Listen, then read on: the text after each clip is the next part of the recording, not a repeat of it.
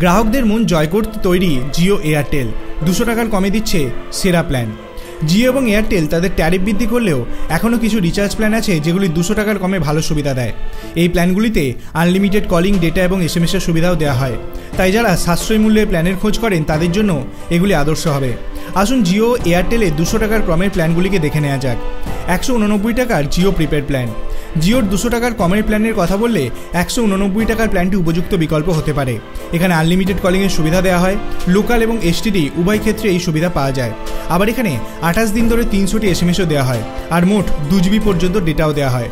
আবার অতিরিক্ত সুবিধা হিসেবে এই প্ল্যানের সাথে Jio TV, Jio cinema subscription offer করবে, অর্থাৎ এন্টারটেনমেন্টের জন্যও এই প্ল্যানটি কিন্তু আদর্শ। এয়ারটেলের 199 টাকার প্রিপেড প্ল্যান। এয়ারটেলের 199 টাকার প্রিপেড প্ল্যানের কথা বললে এর ভ্যালিডিটি 28 দিন। এখানে আনলিমিটেড কলিংয়ের সুবিধা দেওয়া হয়। এয়ারটেলের এই প্ল্যান রিচার্জের ক্ষেত্রে 2 GB ডেটা পাওয়া যায়, এর সাথে SMS-এরও সুবিধা মিলে। ব্যয়বহুল রিচার্জে বিরক্ত গ্রাহকেরা।